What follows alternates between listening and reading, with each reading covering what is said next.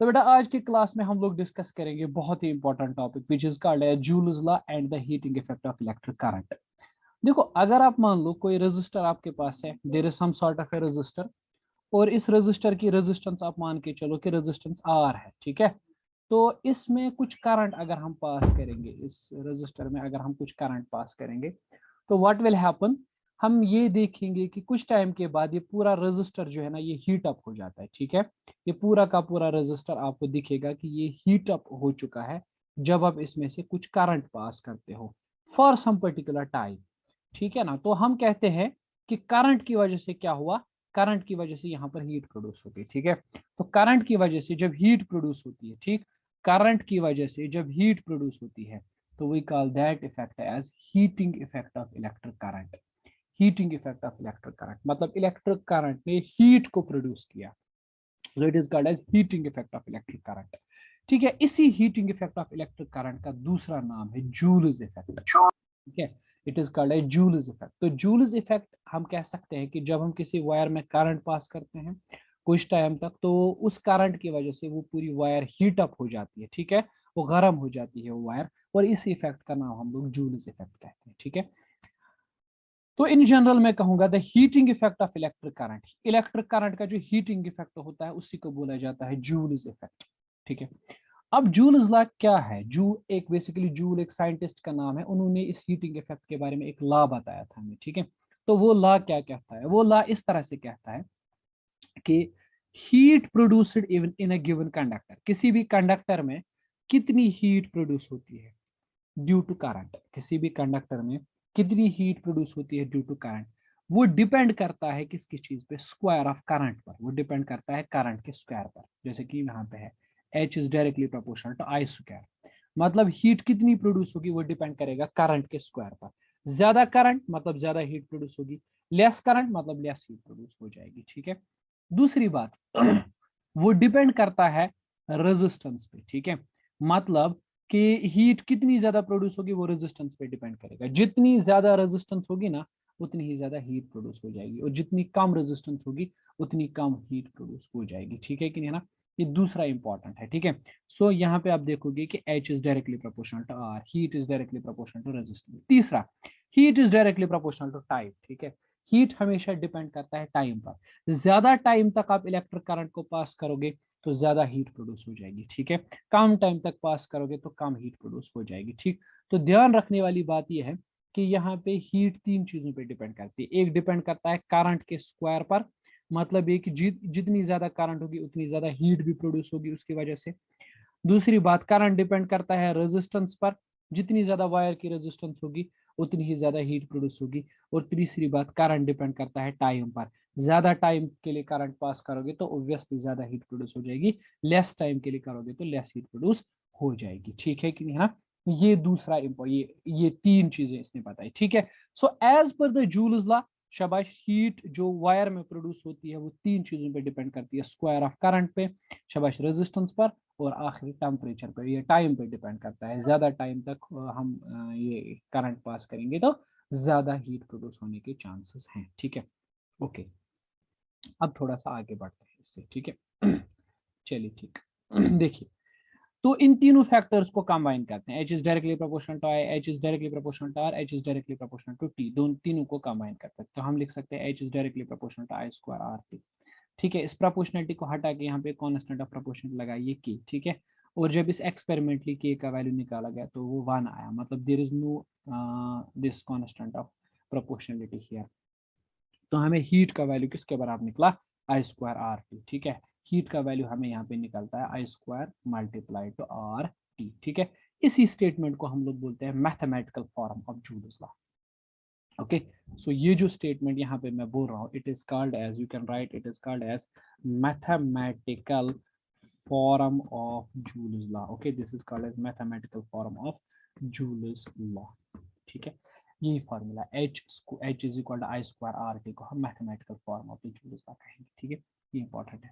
तो ये लॉ बड़ा सिंपल है, ये क्या कहता है कि हीट जितनी भी प्रोड्यूस होगी वो हमेशा डिपेंड करेगा किसकी चीज पे, वो डिपेंड करेगा हमेशा कि हम कितनी करंट पास कर रहे हैं, कितनी रेजिस्टेंस है वायर की, और कितना हम लोग टेम्परेचर टाइम तक हम उस वायर में करंट पास करते हैं। ठीक है, चलो इस लॉ का प्रूफ देखते हैं कि आखिर ये लॉ इसने डिराइव कैसे किया, ये आया कैसे। ठीक है, देखिए बेटा, आप कंसिडर कीजिए एक छोटा सा आपके पास है कंडक्टर आपके पास। ठीक है, say for example there is a conductor A B, एक कंडक्टर है ए बी। ठीक है, अब इस कंडक्टर, जो ये कंडक्टर है ए बी, सपोज कर लेते हैं कि इसमें करंट फ्लो होती है आई।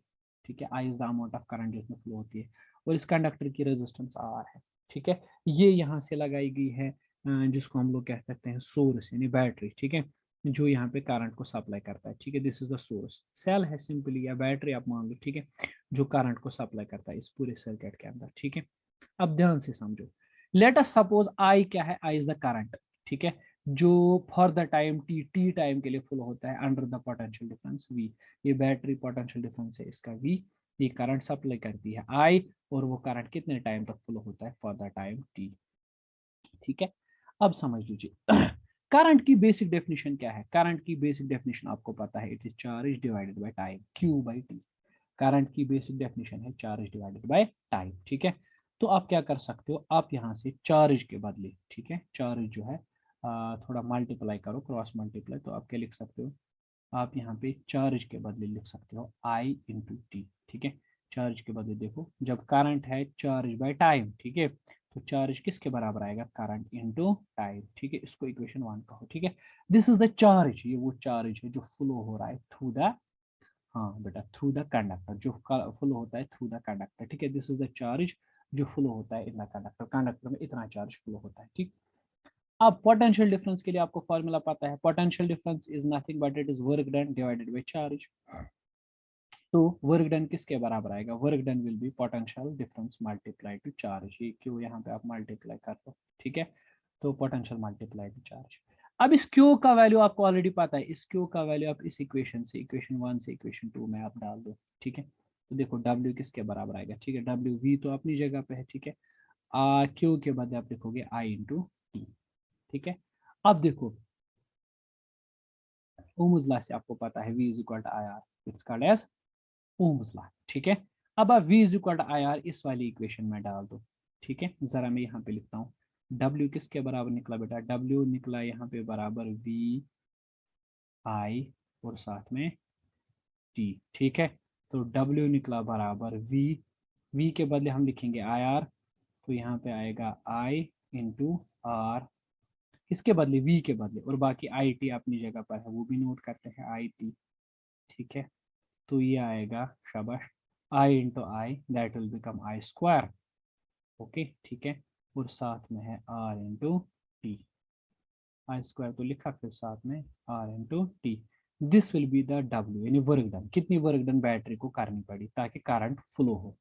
और हमें पता है इसी वर्क डन की वजह से, इसी करंट की वजह से हीट प्रोड्यूस होती है ना। तो हम क्या कर सकते हैं, इस हीट को कैसे लिख सकते हैं, इस W के बदले सिंपल में हम H लिख सकते हैं। ठीक है, तो ये जो W हमने लिखा इसके बदले हम H लिख सकते हैं। ठीक है, क्यों, जरा मुझे बोलो क्यों, क्योंकि यही वर्क तो है जिससे हीट प्रोड्यूस होती है। This is the amount of work done that is equal to heat, तो हीट के बदले लिख सकते हैं आई स्क्वायर आर टी, तो हीट प्रोड्यूस होती है I square R T, provided कि हम आंसर जूल्स में देखना चाहें। अगर आप जूल्स में निकालोगे ना आंसर, हीट कितनी प्रोड्यूस हुई, अगर आप जूल्स में करोगे कैलकुलेट, तो इसका वैल्यू आएगा आई स्क्वायर आर टी। ठीक है, बट व्हाट विल हैपन अगर आप जूल्स में कैलकुलेट नहीं करना चाहते अपना आंसर, आप चाहते हो कि आपको आंसर मिले लेकिन वो आंसर आपको कैलोरीज में मिले। ठीक है, तो आपको पता है 1 जूल कितना होता है बेटा, sorry 1 joule is basically, you can say 1 calorie is 4.2 joule, है ना, आपने पढ़ा हुआ है 1 calorie is nothing but it is 4.2 joule, 1 calorie basically 4.2 joule होता है। ठीक है, 1 कैलोरी इज 4.2 जूल। ठीक है, तो ये जो आंसर आपको जूल्स में निकला, इसको कैसे आप कैलोरीज में बनाओगे, आप इसको ऐसे लिखोगे, H इज इक्वल टू, ये जूल्स में आपका आंसर है I square R into T. आप क्या करोगे, आप इसको डिवाइड करोगे बेटा, you will divide it by 4.2, आप इसको 4.2 से डिवाइड करोगे। ठीक है, क्योंकि आख जूल ने ना 1 कैलोरी डिवाइड बाई 4.2, तो जब आप ऐसा करोगे ना, you will get the answer but that will be in calorie, so answer as calories. ठीक है, अच्छा, तो यहाँ पे तीन चीजें हमें मिली, तीन चीजें हमें मिली। ठीक है, देखो क्या क्या चीज हमें मिली सबसे पहले हमें मिला कि heat is directly proportional to I square. Heat हमें मिली directly proportional to I square. हमने देखा कि हीट कितनी प्रोड्यूस होगी वो डिपेंड करेगा स्क्वायर ऑफ द करंट पे, करंट के स्क्वायर पे। लेकिन उस टाइम पे जब हम कहेंगे कि हीट डिपेंड करती है करंट पे, उस टाइम पे हमें आर और टी को कांस्टेंट मानना होगा। ठीक है, heat is directly proportional to I square keeping R and T constant. ठीक है, इसको बोलते हैं law of electric current. Law of electric current says that heat produces directly proportional to I square. दूसरा, हम कह सकते हैं हीट आर पे डिपेंड करती है, मगर उस टाइम पे करंट और टाइम को कांस्टेंट रखना है। Heat is directly proportional to resistance keeping I and T constant. It is called as law of resistance. तो रेजिस्टेंस लॉ क्या कहता है? हीट डायरेक्टली डिपेंड करती है रेजिस्टेंस पे। तीसरा, heat is directly proportional to time. ठीक है, कीपिंग आर कांस्टेंट, इसको बोलेंगे लॉ ऑफ टाइम। ठीक है, हीट डायरेक्टली टाइम पे डिपेंड करती है। ठीक है, ओके, ये तो मैंने आपको बोला है कि किस तरह से कैलोरीज में कन्वर्ट करते हैं। ठीक अच्छा बेटा, एक और चीज भी समझ लीजिए। सिर्फ हम इस तरह से लिख सकते हैं। चलो, अगर हमने लिखा कि heat is directly proportional to I square, देखो हमने क्या लिखा, ध्यान से समझेंगे आप, आसान सी चीज है। आपने लिखा I H is equal to, बोलो, I square R into T. ठीक है, हाँ। तो अब मुझे बताओ, अगर मैं ओम्स लॉ का यूज करूं तो मेरे पास क्या है? V is equal to I R. I का वैल्यू क्या निकलेगा? V by R. ठीक है, तो एच किसके बराबर आएगा? H will be equal to, शाबाश, आप इस आई के बदले क्या लिखोगे? V by R. तो it will be V by R, मतलब स्क्वायर है ना ऊपर, तो वी स्क्वायर, नीचे क्या आएगा बेटा? हाँ, आर स्क्वायर, करंट के बदले है ना, और यहाँ पे है आर इंटू टी। ठीक है, तो आर और आर एक कैंसिल हो जाएगा, तो एच किसके बराबर आएगा? शाबाश, हाँ, H will be equal to V square. ठीक है, नीचे वाली टर्म में एक कैंसिल हो गया, एक बचा, तो डिवाइड बाय आर और साथ में मल्टीप्लाई टू टी। ठीक है, ये आ गया आपका हीट के लिए एक और फार्मूला। मगर ये फार्मूला क्या है? In terms of this formula में भी इन टर्म्स ऑफ, हाँ, पोटेंशियल डिफरेंस। ठीक है, और जो हमने ऑलरेडी डिराइव किया that is in terms of, हाँ, ये वाली formula H is equal I square R T, that is in terms of current. अगर करंट पता है तो ये वाली लगा दो, अगर करंट का वैल्यू नहीं पता तो पोटेंशियल डिफरेंस वाली लगाओ। ठीक है, दोनों में से एक वाली फार्मूला आप अप्लाई कर सकते हो, दोनों ही हीट के लिए है। अब एक और छोटी सी एग्जांपल मैं यहाँ पे आपको दिखाऊंगा। चलो मान लो कि हमारे पास दो रेजिस्टर्स हैं टोटल, और दोनों दोनों की रेजिस्टेंस आर है, एक की भी आर दूसरी की भी आर। तो हम इनको कैसे कंबाइन कर सकते हैं? या तो हम सीरीज में कंबाइन कर सकते हैं, या फिर, हाँ जी बेटा, पैरेलल में कंबाइन कर सकते हैं। ठीक है, सीरीज में कंबाइन करेंगे तो टोटल रेजिस्टेंस कितनी आएगी? आर और इस आर का प्लस, आपको पता है आर प्लस आर। ठीक है, तो total resistance will be R plus R, that is 2R। Heat कितनी प्रोड्यूस होगी? हीट के लिए अभी आपने फॉर्मूला पढ़ा है, वी स्क्वायर, बोलो, डिवाइडेड बाय आर और साथ में इंटू टी। अब यहाँ पे रेजिस्टेंस क्या है? यहाँ पे रेजिस्टेंस आर नहीं है बल्कि 2R है। तो आप इस नीचे वाले जो आर है ना, इसके बदले 2R लिखोगे, तो हीट कितनी प्रोड्यूस होगी? V square by 2R into T. यही मैंने लिखा है, हीट सीरीज कॉम्बिनेशन में प्रोड्यूस होगी V square by 2R into T. ठीक है, पैरेलल में मुझे बताइए, पैरेलल में कैसे होगा? शाबाश, पैरेलल में मुझे बताओ। जब हम रेजिस्टर्स को पैरेलल में कंबाइन करते हैं, फॉर्मूला याद है ना? देखो, R P resistors in parallel, two resistors in parallel, उनके लिए फॉर्मूला होती है R1 R2, दो रेजिस्टर को जब कंबाइन करते हैं। ठीक है, if you remember the lectures, divide by R1 plus R2। ठीक है, ये दो रेजिस्टर्स जब उनको कंबाइन करते हैं, तो यहाँ पे पहले वाली की रेजिस्टेंस R1 वो भी आ रही है, और दूसरे वाली की रेजिस्टेंस R2 वो भी आ रही है। ठीक है, तो क्या लिखोगे आप? R into R divide by R plus R. यहाँ पे लिखा है मैंने R into R divide by R plus R. R into R will be R square divide by R plus R is 2R, R और R cancel, R by 2। ठीक है, तो parallel में रेजिस्टेंस आ गई क्या? R/2। ठीक है, तो ये जो हीट वाली फार्मूला है ना, कौन सी वाली? वी स्क्वायर बाय आर है ना, इंटू टी वाली, V square by R into T वाली। आप क्या करोगे? इस आर के बदले आप यहाँ पे लिखोगे R/2। ठीक है, ऐसे करके। ठीक, तो आपको मिलेगा ये, अब ये 2 फिर ऊपर जाएगा। ठीक है, तो आंसर आएगा twice V square by T. तो आपने देखा कि हीट कितनी सीरीज में प्रोड्यूस होती है, और पैरेलल में भी देखा आपने कितनी प्रोड्यूस होती है। ठीक है, अच्छा, मैं पूछूं कि किस में ज्यादा हीट प्रोड्यूस होती है, सीरीज वाले में कि पैरेलल वाले में? यू विल से सर हम दोनों को डिवाइड करेंगे।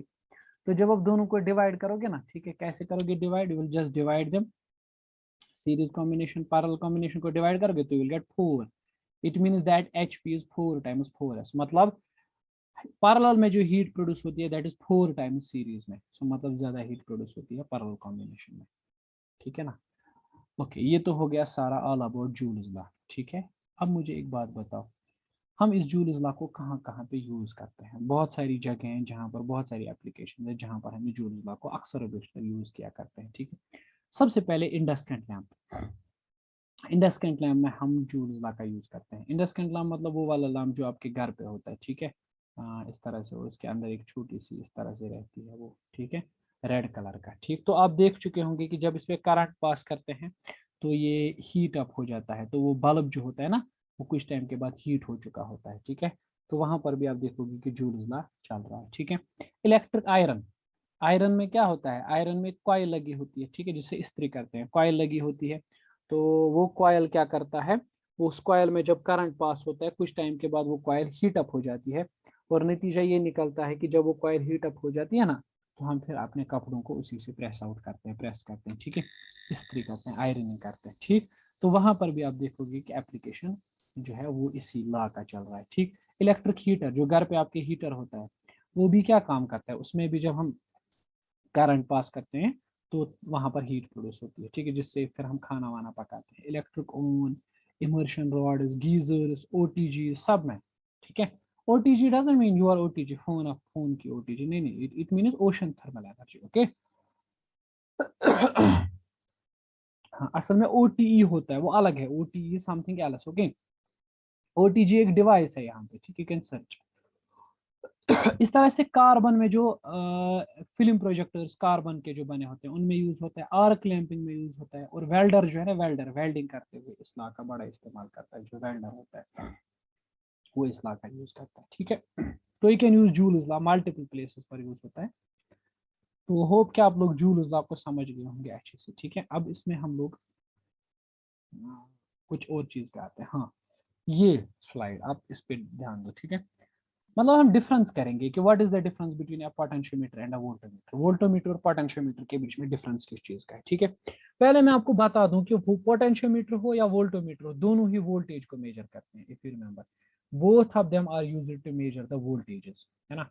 चाहे पोटेंशियोमीटर हो चाहे वोल्टमीटर हो, दोनों ही से वोल्टेजेस को मेजर करते हैं, ठीक है। अब ऑर्डिनरी जो वोल्टमीटर होता है ना, ठीक है, उसकी कुछ फाइनाइट रेजिस्टेंस होती है, उसकी अपनी कुछ रेजिस्टेंस होती है, फाइनाइट रेजिस्टेंस होती है।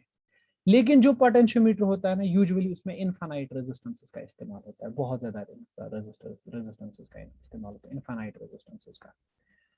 अच्छा, पोटेंशियोमीटर कैसे काम करता है? नल पॉइंट मेथड पर, याद है ना, नल पॉइंट मेथड पे पोटेंशियोमीटर काम करता है, ठीक है, जब वो चार रेजिस्टर्स एक दूसरे को बैलेंस करते हैं।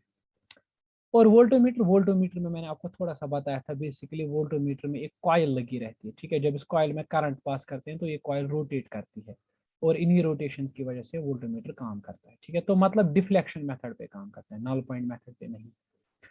पोटेंशियोमीटर बहुत ही ज्यादा एक्यूरेट डिवाइस है, वोल्टोमीटर एक अप्रोक्सीमेट डिवाइस है। पोटेंशियोमीटर की सबसे बड़ी खासियत यह है कि जब भी आप किसी चीज के साथ इसको कनेक्ट करोगे ना, तो ये उस चीज से, उस डिवाइस से करंट नहीं लेगा, है ना। ऑर्डिनरी वोल्टमीटर क्या करता है, जिस डिवाइस के साथ आप कनेक्ट करोगे उसी डिवाइस से ये करंट भी लेता है ना। तो ये एक्यूरेट वैल्यू नहीं दिखाता, इसलिए तो बोल रहा हूँ ये अप्रोक्सीमेट है। यहाँ पे सेंसिटिविटी बहुत कम होती है पोटेंशियोमीटर की, वाइल एज वोल्टमीटर, है ना, पोटेंशियोमीटर की सेंसिटिविटी ज्यादा होती है, वोल्टमीटर की सेंसिटिविटी काफी कम होती है, ठीक है। अच्छा, पोटेंशियोमीटर का सबसे बड़ा इस्तेमाल क्या है? इसको हम यूज करते हैं to compare the EMF of two cells, या किसी चीज का इंटरनल रेजिस्टेंस, किसी सेल की इंटरनल रेजिस्टेंस को कैलकुलेट करने के लिए। लेकिन हम लोग वोल्टोमीटर का क्या इस्तेमाल करते हैं? वोल्टोमीटर से हम पोटेंशियल डिफरेंस मेजर करते हैं, इससे हम ईएमएफ कंपेयर नहीं करते, इंटरनल रेजिस्टेंस नहीं मेजर करते। पोटेंशियोमीटर का साइज काफी बड़ा होता है, वोल्टोमीटर का साइज काफी छोटा होता है। आपको पता है ना, पोटेंशियोमीटर में वो बड़े बड़े बोर्ड लगते हैं, फिर बहुत सारी मेटेलिक स्ट्रिप्स लगती हैं, फिर गैल्वानोमीटर लगता है, जॉकी लगता है। वो बड़ा एक कॉम्प्लिकेटेड मेथड है, ठीक है, टाइम कंज्यूमिंग है, और लार्ज साइज भी बड़ा है, लेकिन वोल्टमीटर का साइज उतना बड़ा नहीं है, ठीक है। So this is the main difference between potentiometer and the voltmeter, ठीक है। अब बेटा कुछ क्वेश्चंस हैं जो मैंने इस स्लाइड में रखे हुए हैं आपके लिए, ठीक है। May be you can do them in a very easy sense, ठीक है, क्योंकि काफ़ी आसान से क्वेश्चंस लगते हैं, ठीक है, इसीलिए हम जल्दी जल्दी एक दो कर लेते हैं। कह रहे हैं कि हमारे पास एक सेल है जिसका EMF 1.5 है, इसी सेल को हमने वोल्टोमीटर में लगाया है, तो हमें नल पॉइंट निकला at the distance of 60 centimetre. आपको क्या करना है, calculate the potential difference between the ends of wires. आपको दो वायर्स के एंड्स के बीच में पोटेंशियोमीटर क्या पोटेंशियल डिफरेंस कैलकुलेट करना है। अगर टोटल लेंथ 100 है, मैं समझाता हूँ। सपोज ये वायर है, इसकी टोटल लेंथ 100 है, 100 ही होती है पोटेंशियोमीटर में, 100 सेंटीमीटर, ठीक है। नल पॉइंट जब हमने कैलकुलेट किया तो नल पॉइंट से फॉर एग्जांपल यहाँ पर आ गया 60 सेंटीमीटर पर नल पॉइंट आ गया, ठीक है। आपको देखना है कि पोटेंशियल डिफरेंस कितना होगा इस पॉइंट ए और इस पॉइंट बी के बीच में, ठीक है, दो पॉइंट्स के बीच में, ठीक। देखो पोटेंशियल डिफरेंस के लिए क्या फार्मूला है, आपको पता है जो वोल्टमीटर में है, V इज इक्वल टू के टाइम्स एल, ठीक है। तो के का बराबर, के किसके बराबर आएगा, V बाई एल, है ना। तो नल पॉइंट लेंगे, जब बैटरी लगाते हैं तो EMF कितना है उसका 1.5, तो V के बदले 1.5 डिवाइडेड बाई एल, एल के बदले 60, है ना। तो जब आप करोगे 1.5 डिवाइड बाई 60, वो आएगा 1/40 आपको, ठीक है। अब जब आपको के का वैल्यू पता है तो पोटेंशियल डिफरेंस निकाल सकते हैं, V इज इक्वल टू के टाइम्स एल, दोबारा से लगाएंगे, ठीक है। के का वैल्यू यही देंगे 1.5 और एल लेंथ क्या देंगे, सीधा ए से लेके बी तक आपको मेजर करना है, तो लेंथ आपको देंगे 100, ठीक है। तो इट विल बी 1/40, यहाँ पे लिखा है 1/40 मल्टीप्लाई टू 100, तो 2.5 आएगा, ठीक है ना। Anyways I am just skipping these questions for you, क्योंकि मुझे लगता है कि ये जो सारे क्वेश्चन है they all are formula based questions.